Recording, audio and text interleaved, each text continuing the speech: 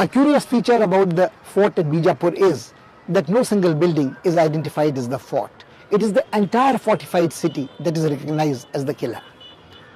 The city is protected by a thick rampart.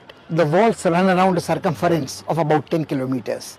Only 5 gates provide entry to the city, and these are in turn protected by large cannons placed on more than 96 towers. Another interesting feature about Bijapur Fort is that it is not built at a height unlike other forts in India, but is at the ground level with the surrounding countryside. And perhaps this is the reason it was considered it necessary to fortify the whole city and treat it like a fort.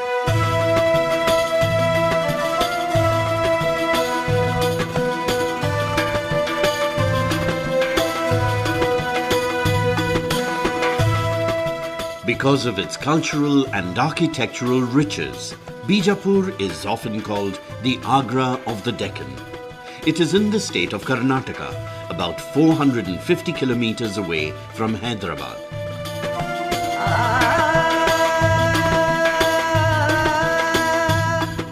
Some 900 years ago, the Chalukyas had built a small fort here that was later occupied by the Yadavs, Khiljis and Tughlaqs. After the disintegration of the Bahmani Sultanate, it fell into the hands of Yusuf Adil Shah, who laid the foundations of the fort as it stands today. The reign of the Adil Shahi Sultans is considered to be a golden period in the history of the Deccan. They were entirely free from communal prejudice or sectarian dogmatism and greatly respected poets, painters, musicians, mystics and saints. Many of the rulers were accomplished scholars and talented musicians. From 1489 to 1686, in all 9 sultans ruled over Bijapur. They were politically very powerful and culturally rich. They contributed a lot for the development of a Deccani culture.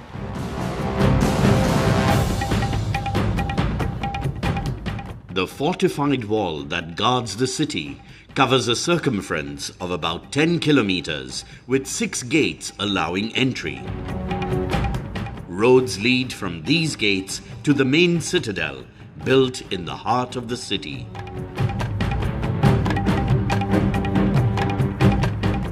The walls are high and strong. A wide and deep moat runs along the wall, presenting a formidable obstacle.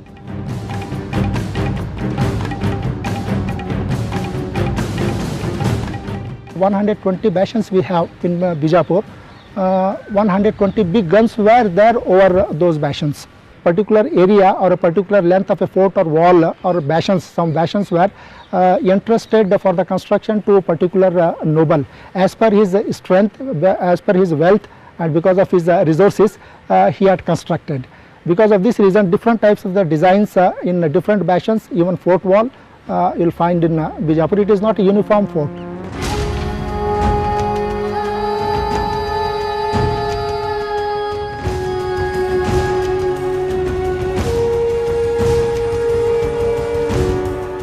There are enormous, the size and scale of the cannons are absolutely phenomenal, and were obviously so important that each one of the cannons actually has a name, and there are bastions for specific cannons where they could swivel, and the range was tested. A large cannon named Malka-e-Maidan, literally meaning Empress of the battlefield, is placed atop the tower known as Sharjah Burj.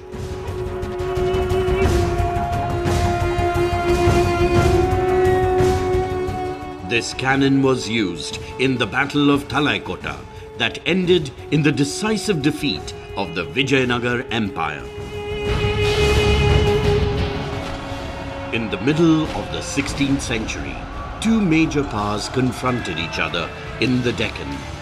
On one side was the Hindu kingdom of Vijayanagar, and on the other were the allied forces of the Sultans of Bidar, Bijapur, Gulbarga and Golconda. Finally, Vijayanagar was vanquished. Ali Adil Shah I, who ruled Bijapur from 1558 to 1580. As a result of his victory against Rama Raja of the Vijayanagara kingdom in the year 1565 in the Battle of Talikota, he secured enormous wealth. Plenty of wealth came to Bijapur kingdom. Because of this reason, he took two giant projects in Bijapur, one construction of a Jamia mosque and another construction of a big fort.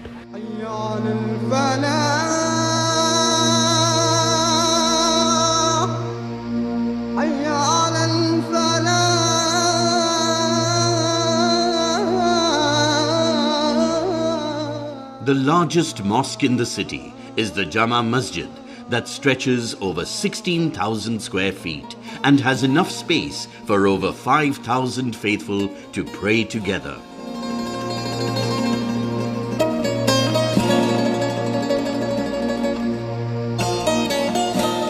The high dome of the mosque has a beautifully decorated arch.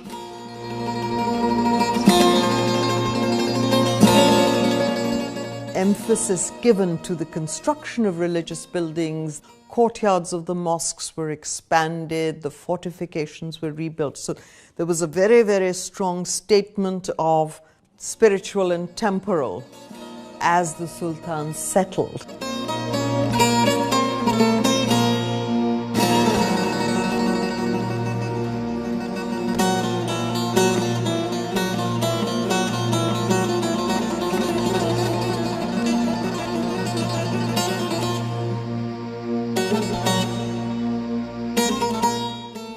Rows of ornate pillars separate the courtyard of the mosque from the gallery. The interior space has been utilized very well by arranging it into 5 galleries that lead up to the Qibla.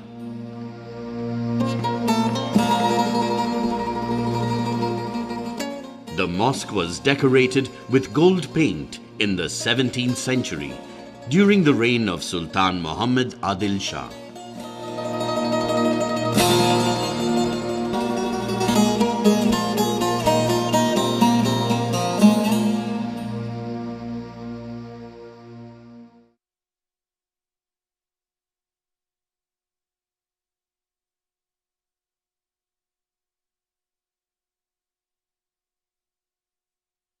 Building of the minarets, the Jama masjids, these were all statements of victory.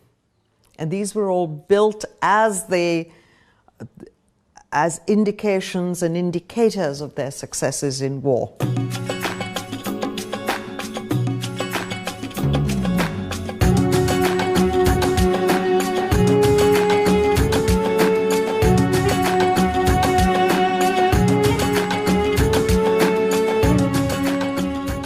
Ali Adil Shah I commissioned the Gagan Mahal to commemorate the victory of Talikota. He was revered as a Sufi saint by the populace. Indeed, he was a man of many talents, a mathematician, musician, poet, and artist.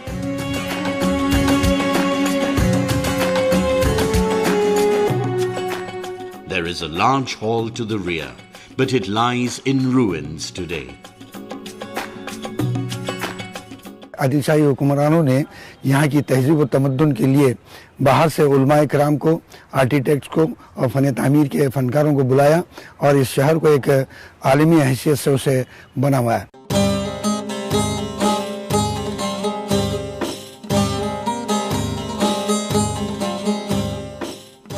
During the period of Ibrahim Adil Shah II, many buildings were constructed to serve as places of pleasure. Jal Mahal, also called Jal Mandir, a 5-storied mansion in Hindu style, is prominent among these.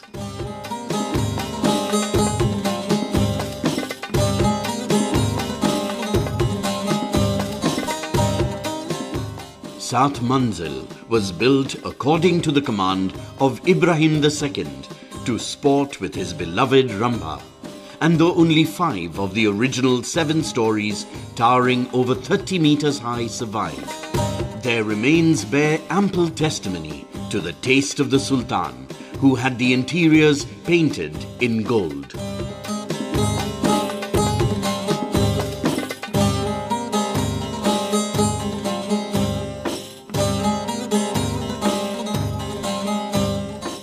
Because of intermixture of different communities and ethnic groups, a different kind of culture developed.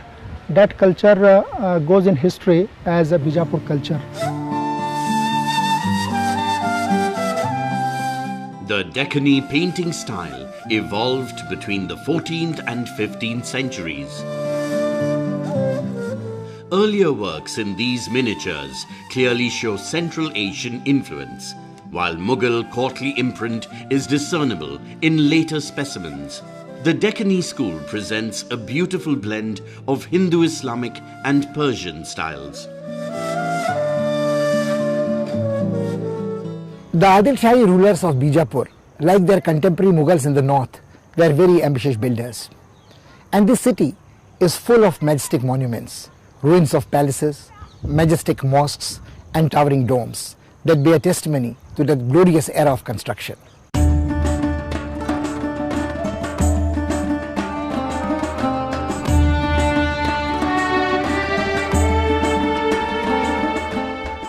Work on Ibrahim Roza was started by the Sultan as a mausoleum for his wife Begum Taj Sultana.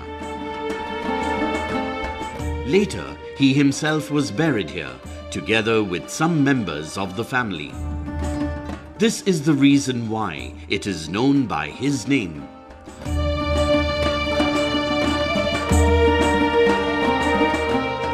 The minarets here are 24 meters tall, and it is said that they provided the inspiration for the minarets of the Taj Mahal.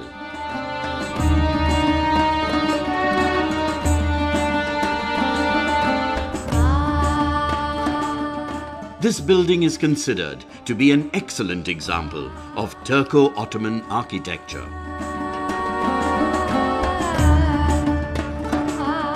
A stone inscription found in the compound boasts, "When this edifice raised its head from the ground, it seemed a new heaven was being unveiled. Gardens of paradise appear to have borrowed their beauty from this place."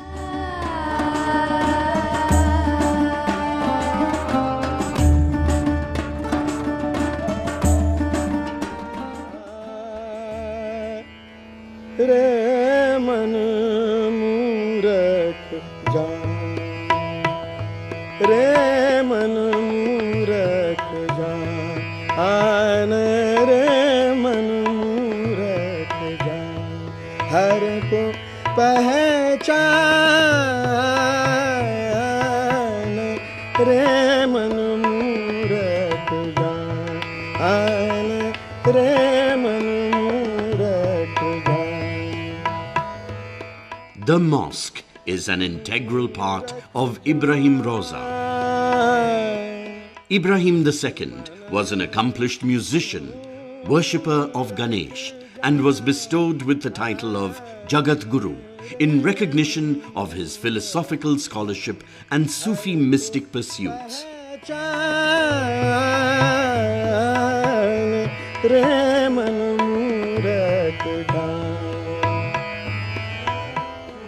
The buildings in Bijapur were inspired and influenced by Bahmani architecture, but evolved to a much greater refinement here.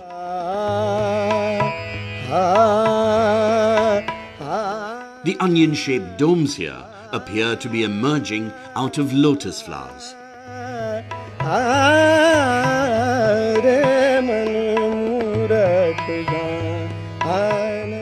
The Adil Shahi rulers of Bijapur never maintained any distance between themselves and their people. They adopted the local language, the costume and cuisine. They intermarried with the local people and encouraged the use of Marathi in the courts. Relatively better protected from invaders than their contemporaries in the north, they could patronize generously art, literature and music. Many of them were themselves very talented people. For instance, Ibrahim Adil Shah II, who composed poems and composed an anthology called Kitab-e-Navras. He also underwent systematic training in the Drupad style of singing. Some were disciples of Sufi saints, and they could very easily encourage the evolution of a culture here in Deccan that is a priceless heritage of all Indians.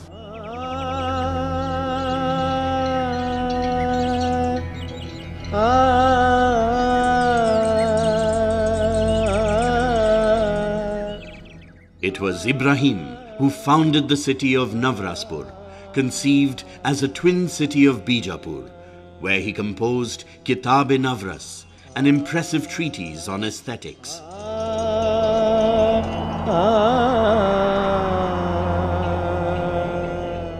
The settlement was destroyed brutally when Malik Ambar invaded it, and only ruins remain to tell the tale of this remarkable flight of fancy of a sovereign who dreamt of a river of music bathing his subjects every moment of their lives.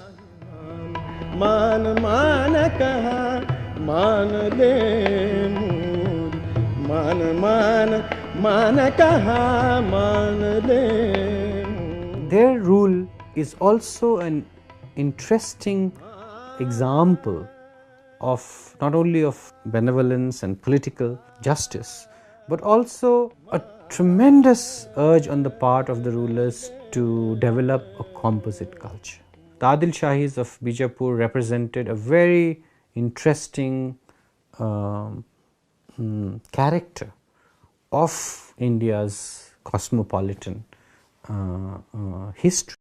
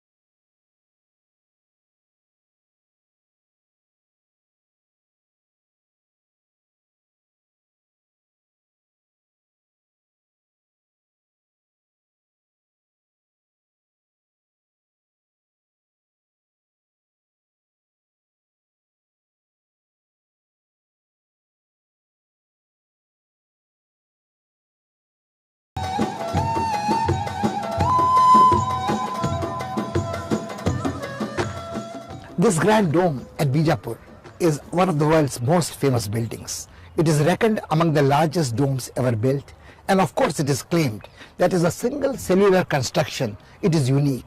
Nothing like this has ever been attempted anywhere else. And although its walls are quite plain, not ornately decorated like those of other buildings in Bijapur, in sheer grandeur of conception and expertise of execution, it is quite unique.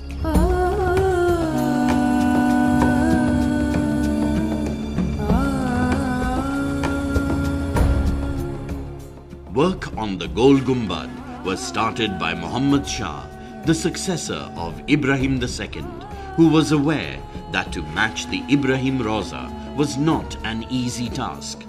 He decided to concentrate on grandeur.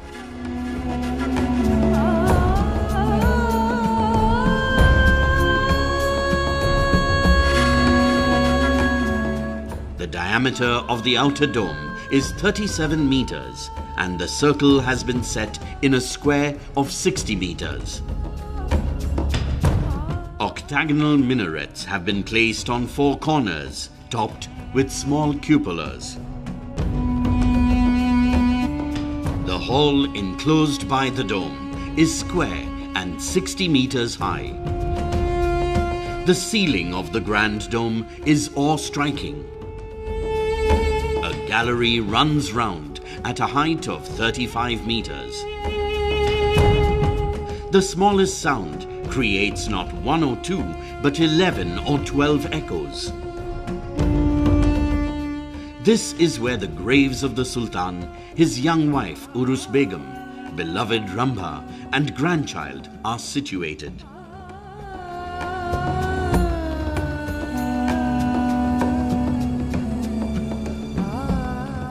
A kind of a very strong physical symbol of what would happen to human existence anyway. And there is a desire to touch the divine and aspects of the utterly mundane, the very earthy, but very noble and sort of ennobling, trying to touch the sky as it were and remain rooted in the earth. I mean, these are all aspects which are commonly shared by humanity all over.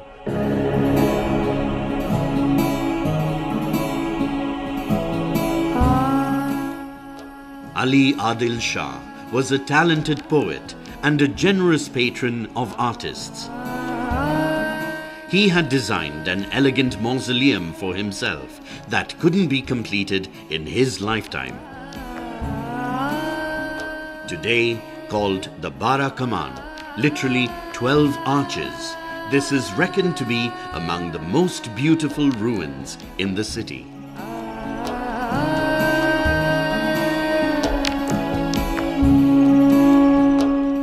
It was really their consolidated wealth that attracted the Mughals.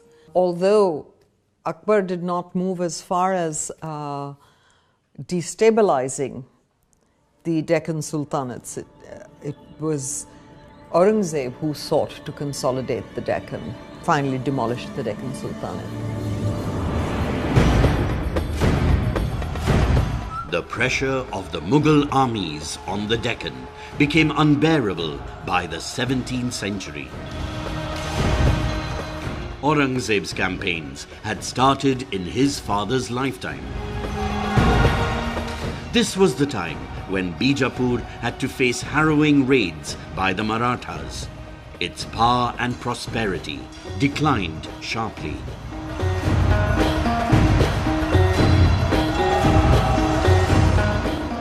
The last ruler of Bijapur was made a prisoner by Aurangzeb and sent off to Daulatabad, where he breathed his last.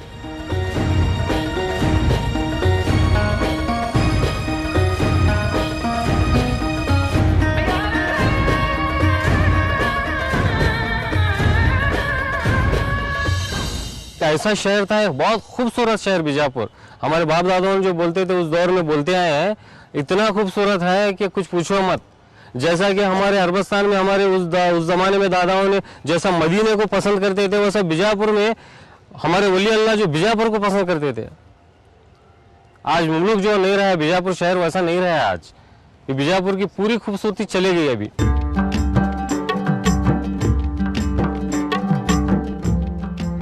Bijapur is changing fast, with changing times. A burgeoning population and an expanding city have imperiled old buildings fit enough to be included in the list of World Heritage Monuments. Protection of this priceless legacy is a matter of national pride and a duty of all citizens. Even greater is the challenge to preserve the legacy of communal harmony and fusion of cultures that Bijapur stands for.